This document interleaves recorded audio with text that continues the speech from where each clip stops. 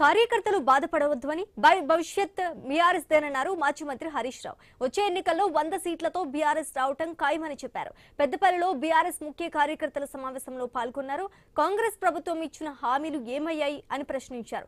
మక్కలు, వడ్లు కొనుగోలు చేయటంలో రేవంత్ రెడ్డి రైతులకు చుక్కలు చూపించారని తెలిపారు.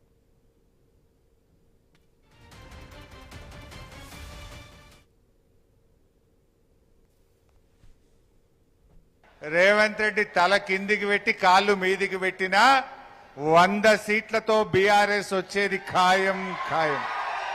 ఇలా ప్రజలు ఆదిలాబాద్ నుంచి ఆలంపూర్ దాకా ఎవరిని కదిలించినా ఒక్కటే, కాంగ్రెస్ పోవాలి, కేసీఆర్ రావాలి.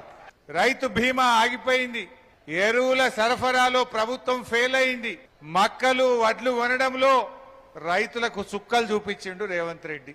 అందువల్ల నాకు తెలిసి రైతు అనేవాడు ఇక రేవంత్ రెడ్డికి ఓటు వెయ్యడు గాక వెయ్యడు. అసలు వడ్లు అమ్ముకోవాలంటే 45 రోజులు పట్టింది ఒక్కొక్క రైతుకు. కళ్ళాలలో పడిగాపులు కాసిండ్రు, ఎండకెండినరు, వానకు తడిసిండ్రు. ఇవాళటికి కూడా ఇంకా 20%, 30% వడ్లు ఇంకా కూడా కళ్ళాల్లోనే ఉన్నాయి. అంటే ఈ ప్రభుత్వం ఫెయిల్ అయిపోయింది.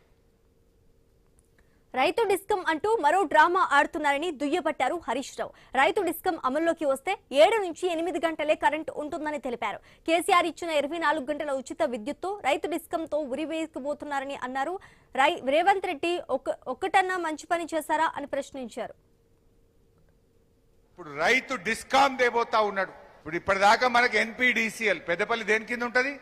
ఎన్పీడీసీఎల్ కింద మనం ఉంటాం. మనం బాయికాడు ఇల్లు కట్టుకుంటే ఇంటికి కనెక్షన్ కావాలన్నా ఎన్పీడీసీఎల్ ఇచ్చిండు, బాయికి కావాలన్నా ఎన్పీడీసీఎల్ ఇచ్చిండు.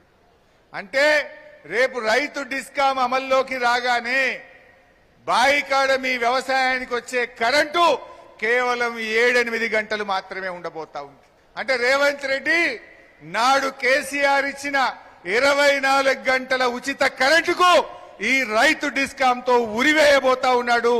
రేపు రైతులకు కరెంటు రాదు. అంటే రేవంత్ రెడ్డి, నువ్వు రైతు బిడ్డ అంటావు, రైతులు ఏం పాపం చేసిండ్రు? ఉన్న కరెంటు ఊడగొడితివి,